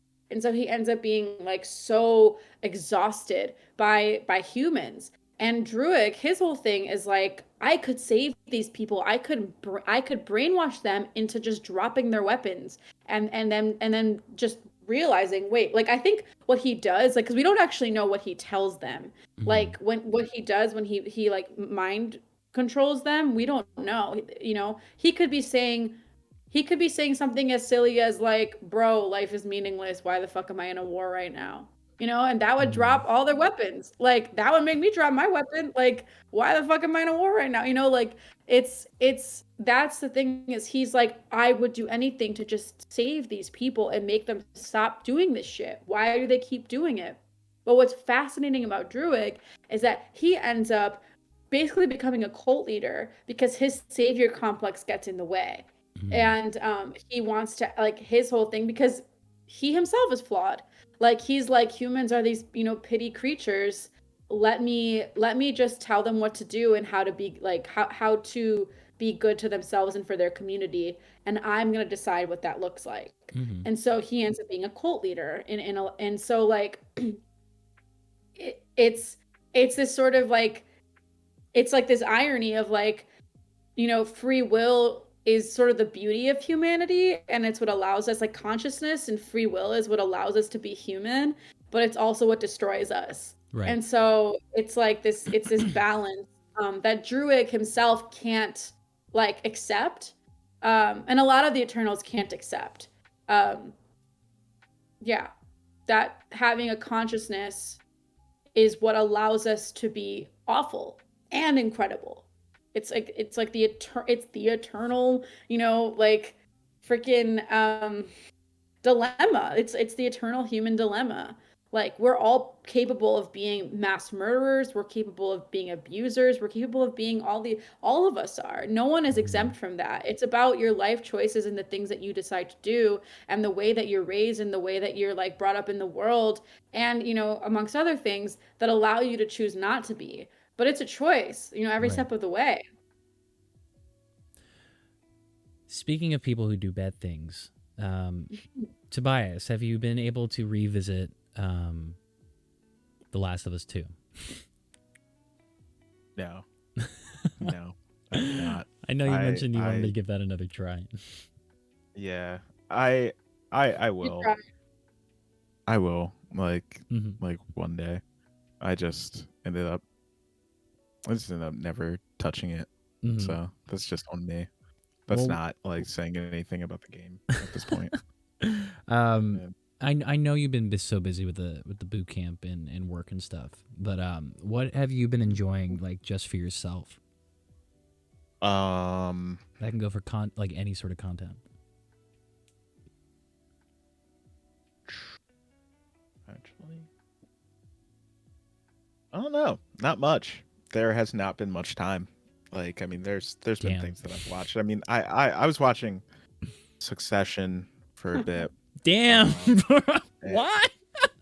And that is what? like watching Schitt's Creek, but they don't change into better people. Yeah. I mean, yeah, dude, I love shit like that. I like that shit more than most like superhero movies. like Mad Men is like my favorite show. So like that tells you right there of like I've watched Mad Men maybe almost 3 times over. Interesting. And that's an 8-season show. I wish we talked about this before. This is a huge red flag for me. And I have talked about it before about like about like Mad Men being like a very important show to me. But yeah, that's so like Succession is just like a more like dry humored, like just like fucked up version of like rich people being horrible to each other, and I just eat that shit up. It's so good. I'm like on episode 3 because I mean each episode for me is just like it's so, I wouldn't say powerful, but it's just like, oh thank God, like thank God my family's dysfunctional and like a less capitalist way. You know, like at least we're passive aggressive about it. It's just like full on. There's nothing passive about their aggression towards one another. No, it's not said in Chicago. No one's salty at all. Man, yeah, so that, and then there's something else that I watched, but I can't. You can't remember. discuss. I mean, I've also been watching. Me and Kate have been watching What We Do in the Shadows, and that's That show's great. Yeah, and that's just funny shit, and like just continues to be like funny as fuck, for every fucking reason. So appreciate that show so much. Hell yeah. Other than that, I mean, I don't know, dude. I gotta cancel my Disney Plus after my free year ends. There's like nothing that I'm watching right now on there, which like says like a lot. Really? You're not gonna wait for Obi-Wan? You're not gonna wait for I mean, The Mandalorian season 3 and Boba Fett and everything else Bro. they announced? yo, if there's any FBI watching right now, turn this shit off. But like, that's what torrent's I'm gonna for, watch baby. it anyway. That's what torrent's for. And yeah, like I ain't paying for that. Yeah, that's what What are Papa we Kurt's for. doing? You can use Papa Kurt's Disney Plus sub. Nah. Look, I'm using I Papa Kurtz. and I feel better when I steal it. Yeah. True. I've been And texting you about torrenting anime, and you're not helping me that much, to be honest. dude, I don't torrent anime, so like Yeah, we like, support it's content creators when we like what they do.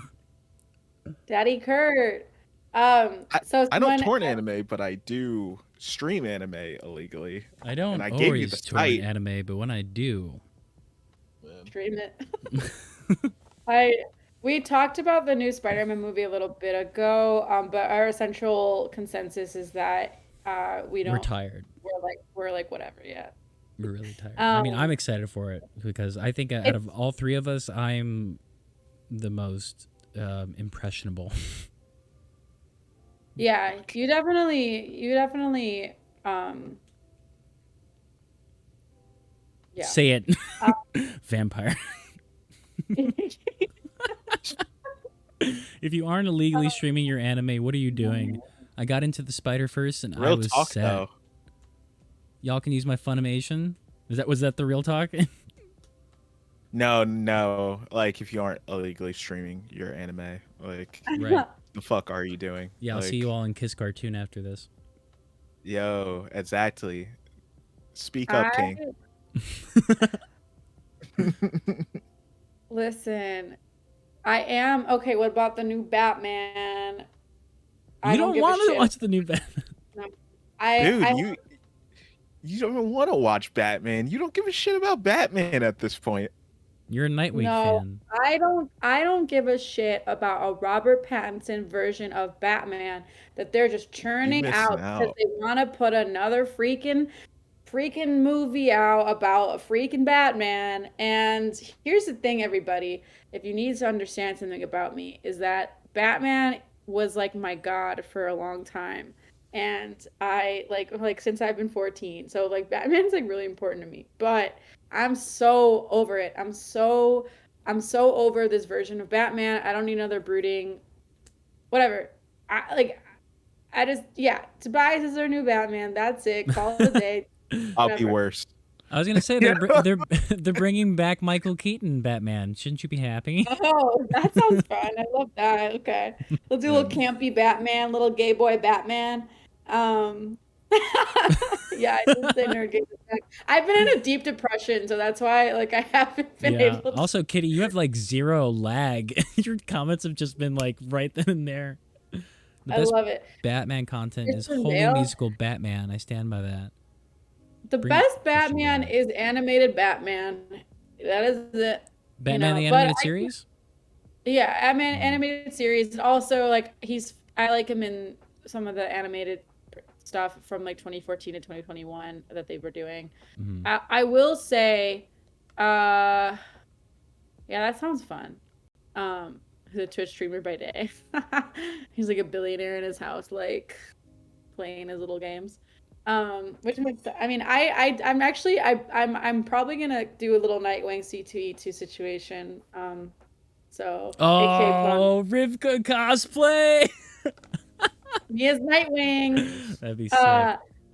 Anime. Yeah, there was. Okay, the best. I've been watching, because DC just puts this shit out. I watched Long Halloween and part 1 and part 2, and I watched. There's like a new Constantine movie. I will eat up any animated DC show movie, regardless of how bad it is.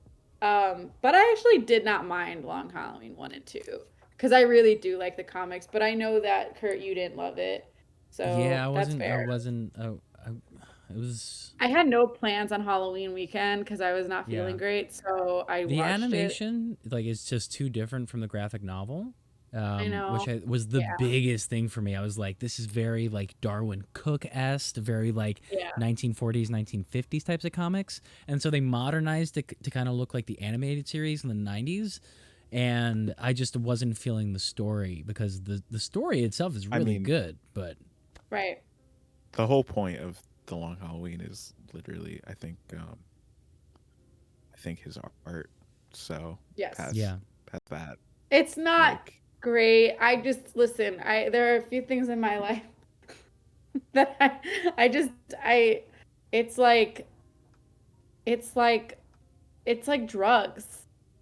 Yeah. You know? But you won't watch Robert Pattinson like Batman? Yeah, bro. Like if okay, so if DC that's where you, Animation's like- drugs, you've been smoking mids like Batman Robert Pattinson is gonna be mollied, bro. Yeah, bro. Like it's gonna be all I'm saying MDMA. is, like there have been no animated DC bangers. Like tell me one banger. Animated DC bangers? And shit. No, you're right. Shit. Yeah. Even Young Justice failed you. Young Justice failed you. Let it go, bro. Let it go.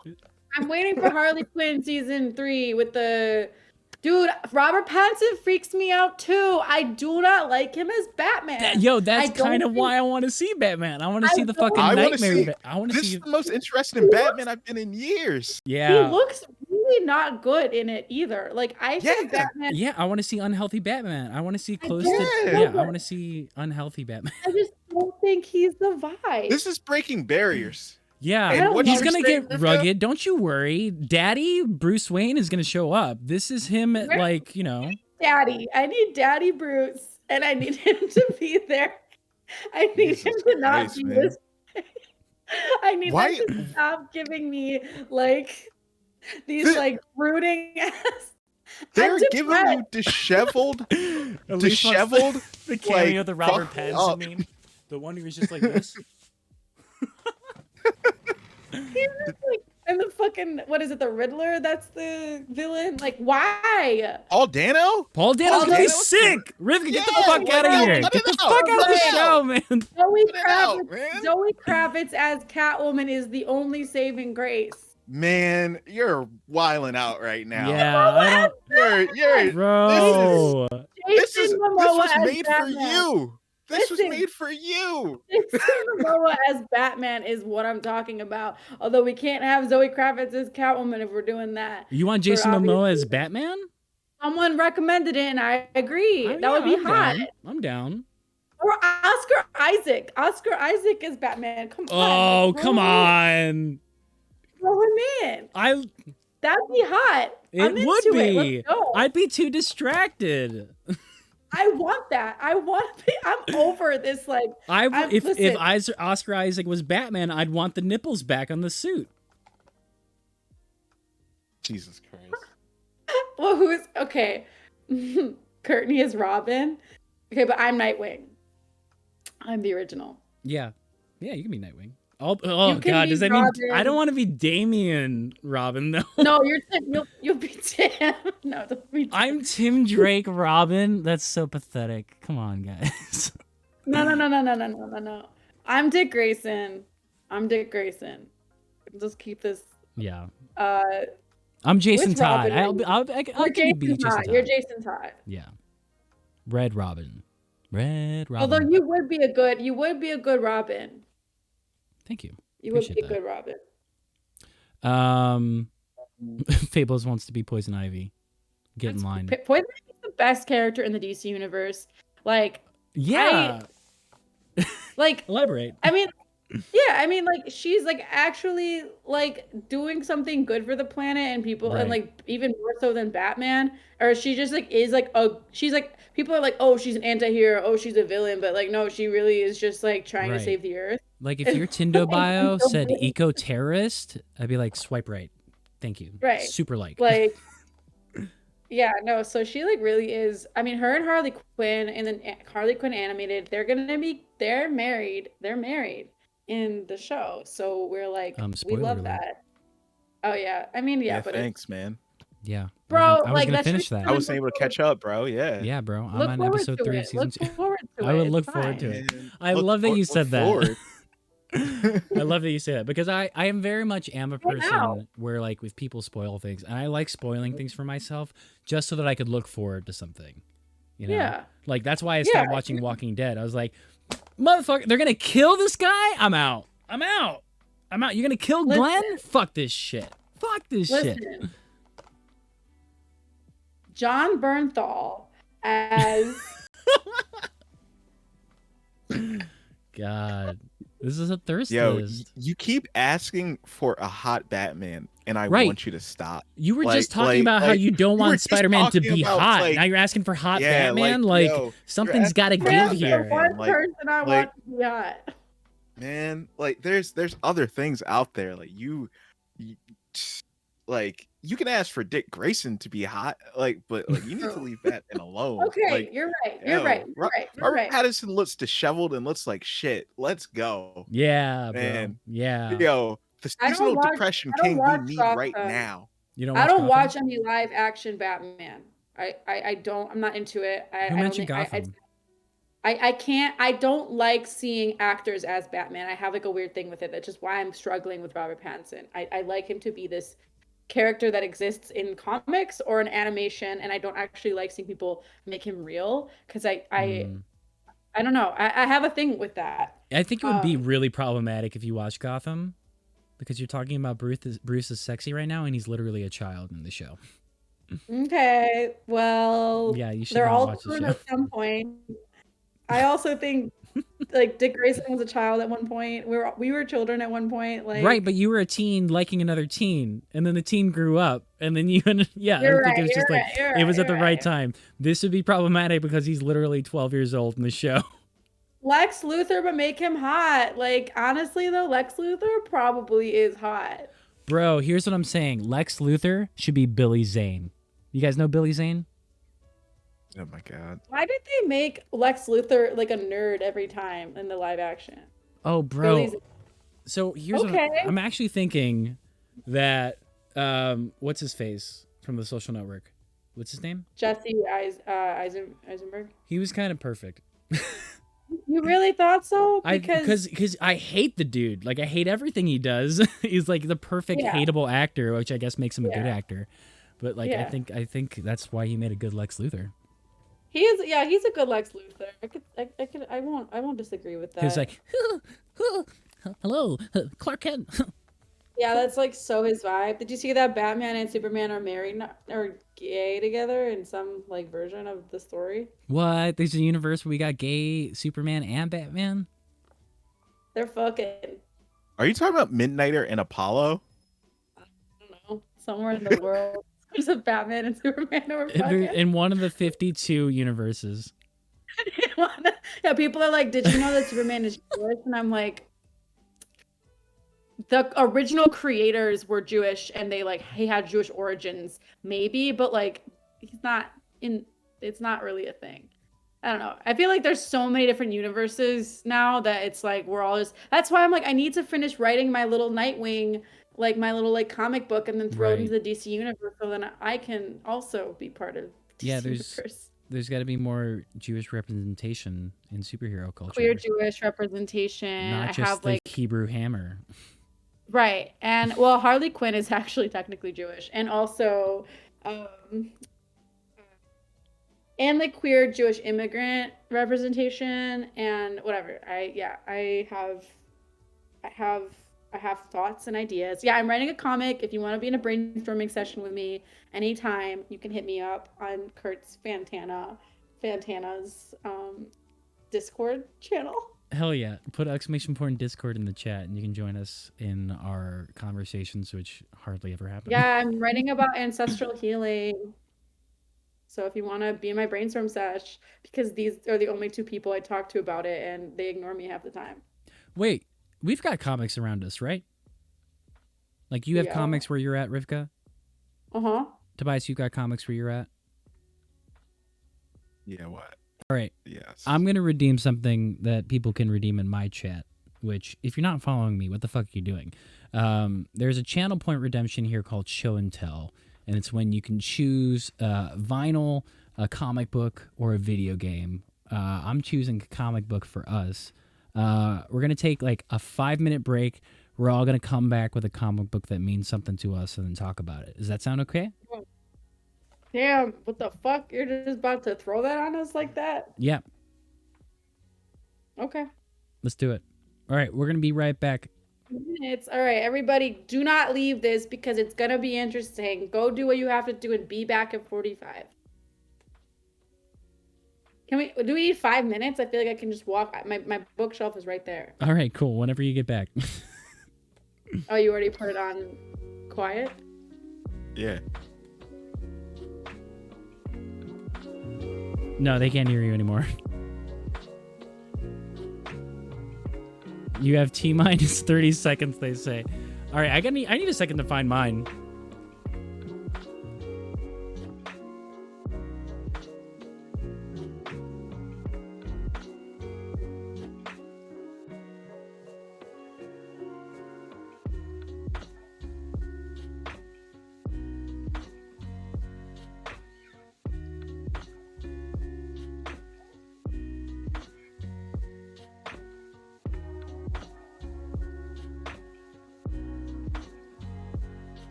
Oh, it resets every time you put it on a different scene, Fables. That's why it said hello again. But what's wrong with someone saying hello again?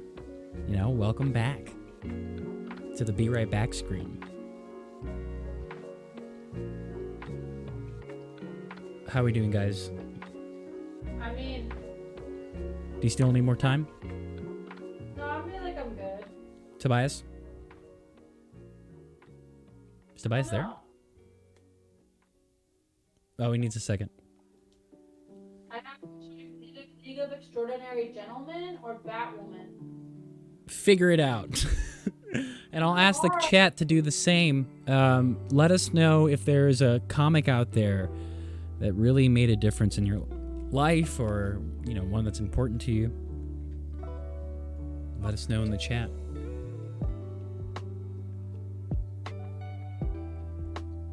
No, that's what we were talking about. We were talking about the cat saying hi again. That's my Capamon. When the Capamon comes on the screen, Who are it you talking resets. to? I'm talking to the chat. Can they hear you? Yeah, they can hear me. Oh, can I hear me? Yeah, they can hear you.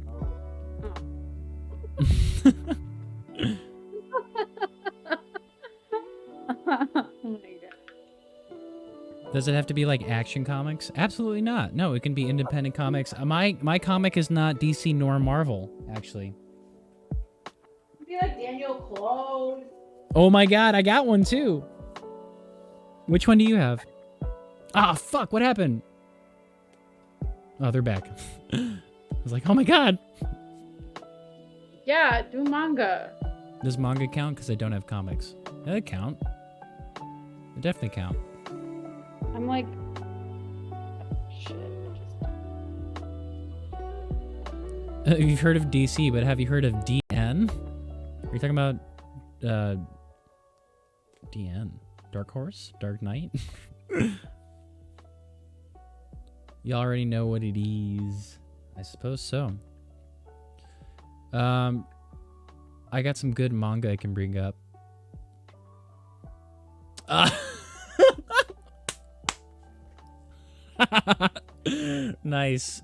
At least you really got me with that one. Can someone time out Mossov, please?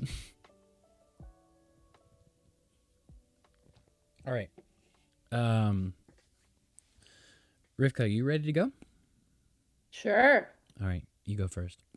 I brought freaking Batwoman because I didn't know what to do. So I, um, this version, there's not many versions. It's the Greg Rucka and J.H. Williams the third with Jock and Dave Stewart. It is Batwoman is gay and Jewish, and she is really cool in this depiction of her. Any other representation of her, especially in TV, is shit. Except for the animated like movies, like she's really cool in Bad Blood and like some other animation stuff. But yeah, she's pretty awesome. You can't see much. Well, that was kind of a cool one. Yeah. It's pretty awesome. I don't know if you can see, but Some great artwork. it's really gorgeous and like a really fucking awesome story. She's really cool, and they pretty much stopped it one day and never picked it back up. Right. So it's pretty upsetting for me because a Jewish really... queer Batwoman probably was not making a bunch of sales for DC. Yeah. Yeah. But she's actually fucking cool. Fucking cool. Yeah. Don't let the TV show convince you otherwise. Yeah. I haven't seen the new 52. I haven't seen the new season. I don't watch it. What's right? Did you never read the new 52 run, the first 2 volumes? The new 52. I did read the new 52 run. I've read. There's really not much. Like there's this, and then there's the new 52 run, and that's it. And they like just stopped putting out more. Bring it back. Yeah. So yeah, but she's cool. Yeah, but it was Anyway. Well, that actually makes me want to watch the newest season of Batwoman because there is a black woman playing Batwoman nowadays. Mm-hmm. So that'd be interesting to watch. Tobias, do you want to go next? Do you need more time? No, I don't need more time. I'm honestly probably gonna shout out to one. I'm going to say is, hey, don't buy this book. Don't support one of these creators. Like, and that's totally cool. And because he got outed after got outed not as a sex pest, but just being a weirdo. So, Southern Bastards is dope as fuck. One of my favorite comics, maybe ever. I didn't know this. Written by Jason Aaron, and drawn by Jason Latour. Also written by Jason Latour. Jason Aaron also did the Thor comics, or wrote the Thor comics with Assad Ribic, and that is a amazing run. He also did the Jane Foster run of Thor. Sick. Yeah. Hell so yeah. really great writer. Jason Latour, used to be cool artist, got kind of for lack of a better term, like Me Too'd. And so, he has not made any new work or anything for the last year and a half, maybe 2 years. And even then, Southern Bastards was already had not been touched for so long. I think it stopped not on a cliffhanger, but it just stopped out of nowhere because they weren't doing any more work on it. But did honestly, it happen maybe when was it an ongoing series and then the stuff came out and then he stopped working on it? No. I mean, they had already just taken forever on it, even before that. So it just, I don't know what happened there or what they couldn't get together, but but honestly, it is about a small town, and it's about a football town, and what goes on there and the criminal dealings Wow. that I mean show up around that. That sounds dope. Yeah, it's specifically with a coach that is a fucking horrible guy, and him trying to keep his like power in that town. And it all depends on how well the football team does. Wow. Yeah. And I mean that's just one of the characters, but like past that, like it just there's one issue that deals with some other characters, and I'm not gonna say who they are just because it would spoil it, but it's maybe one of my favorite single issues of comics ever. Wow. What was the imprint? Is it an indie comic? It's Image. And yeah, and then the other one I'm about to shout out is a two for Prince one of special. Prince of Cats by Ron Wimberly, and that is pretty fucking cool. If my I'm sorry, my whole like filter is like blocking out, but Prince of Cats is a Romeo and Juliet story. But it is from the point of view of Tybalt. Whoa. And yeah, and it also specifically is in like 80s New York with like black samurai. So it's like one of my favorite just like comics, and it's something really cool and special. Hell yeah. And Ron Wimberly needs to make a follow-up, but he never will at this point. But like Prince of Cats is like one of the coolest things, and I appreciate it being in my collection. And I think this one is actually stamped out of 300 by him specifically. Yeah. So like so it has some sentimental that value too, as like a collectible too. Yeah. And This is awesome. Hell yeah. Yeah. Okie dokes. When my mama had cancer, I didn't really know how to like deal with it. I didn't really understand what it was. You know, I didn't even know the nature of the disease itself, and I couldn't really like tap into what she was feeling at the time.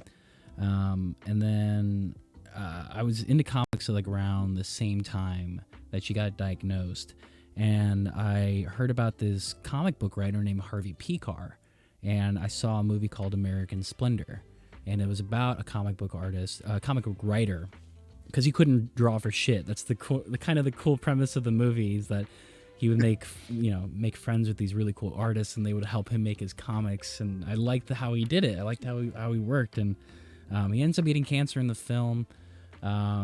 Like he does in real life. You know, it's like part documentary, part actual movie. And so I ended up buying like some of his comics. One of them I got was Our Movie Year, which is the comics he made while they were shooting the movie. And I thought that this was a really cool like behind the scenes look at what, you know, an artist is going through when like their art is being like made by a third party. But at the same time, you know, he's talking about going through cancer, because he eventually did die because the cancer came back, or maybe it was a heart attack, I think. So I think just the perspective on life and the way he just depicts American culture is just beautiful. If you really like Terry Clowes, you're really gonna like the art that's in this book, because, you know, he gets different types of artists, and like the physiognomy of people is like, it's grotesque in a very realist way that makes it beautiful. You know, it shows you laugh lines, it shows you, you know, like mustard on people's faces, you know, like things that you like can't shave off with a razor. It's real to me. And so yeah, Our Movie Year by Harvey Pekar is my favorite graphic novel. It has a big sentimental value for me. Wasn't that fun? Yeah. I feel like we should do that more. We What's should. that? Have you read Black Hole? Charles Burns. I have not. No, Feel like you would like it. I'm gonna write that down.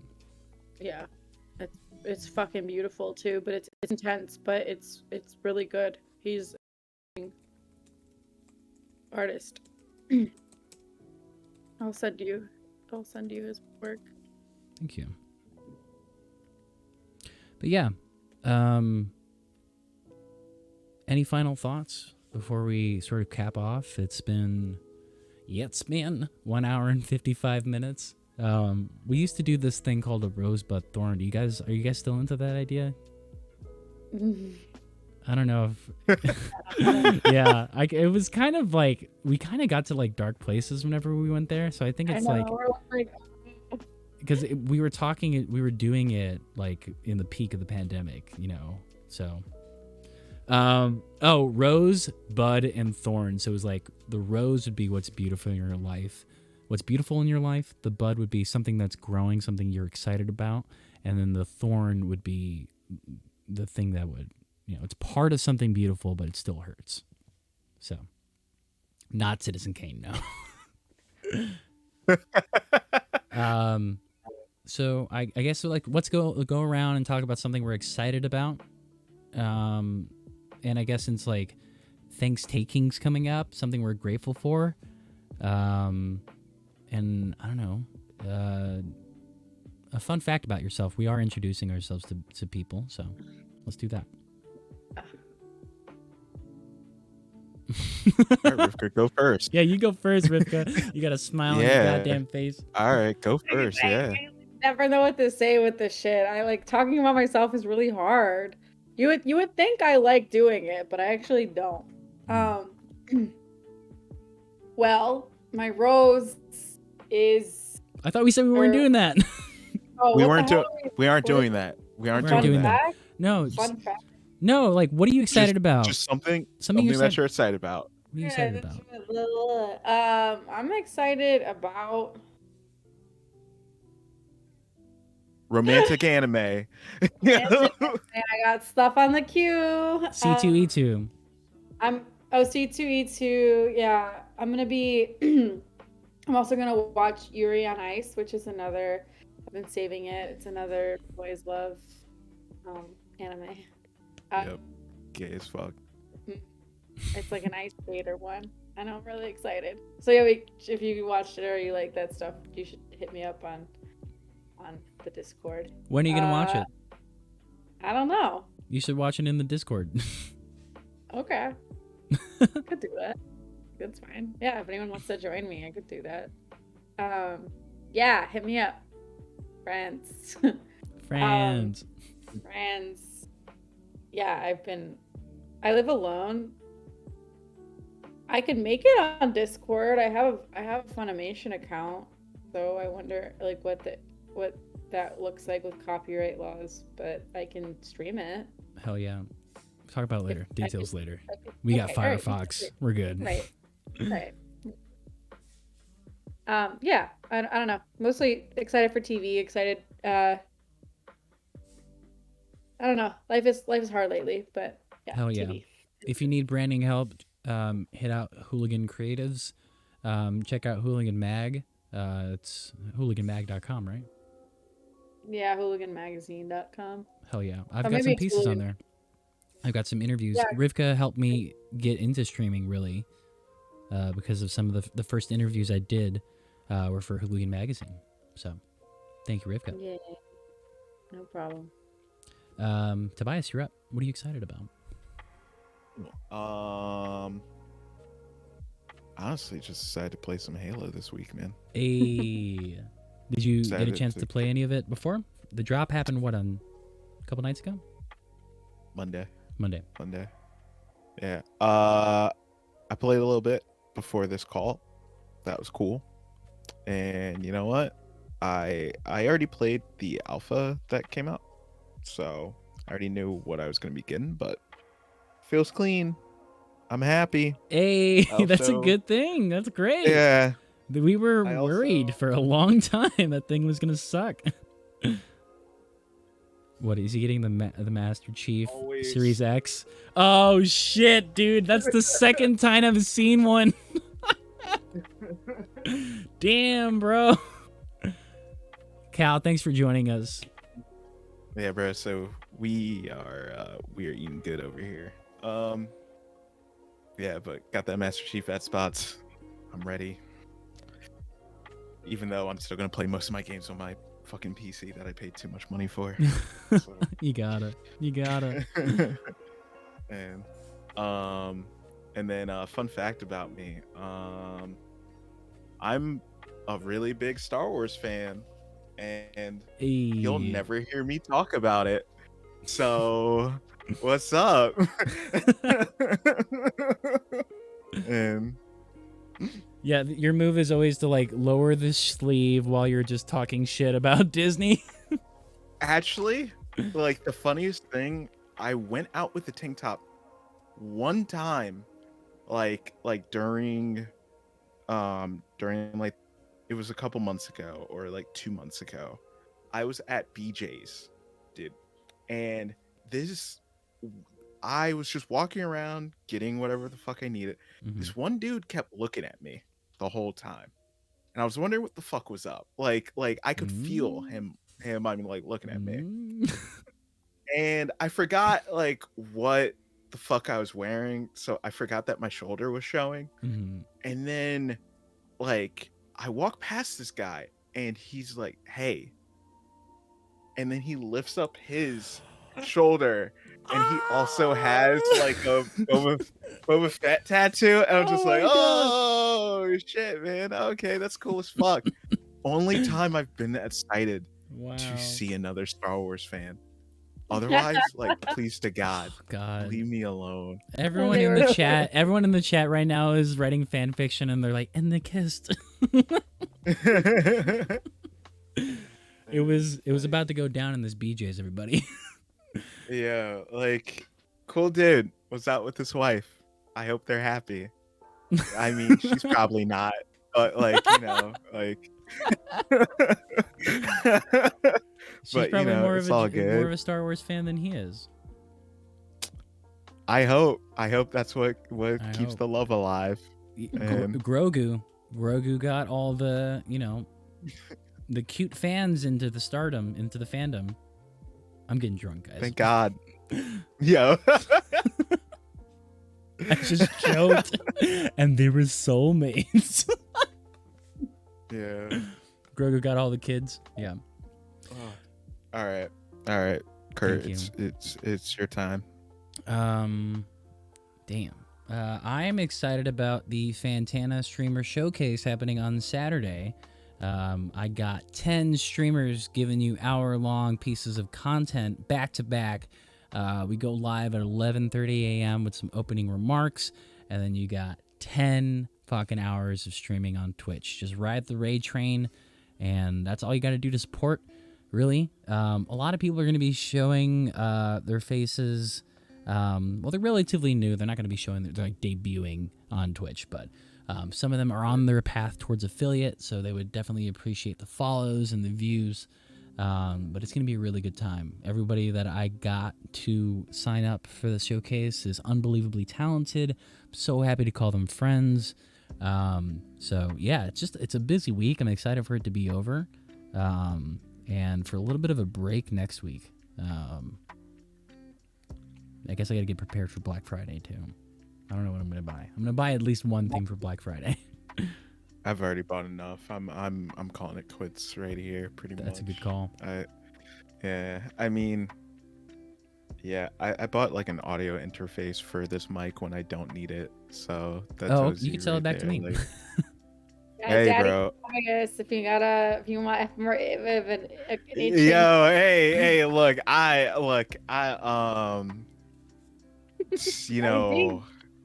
you know, I got money to give, but you know, I don't know, you know, I'm just, you know, we're unemployed, and you're like only friends.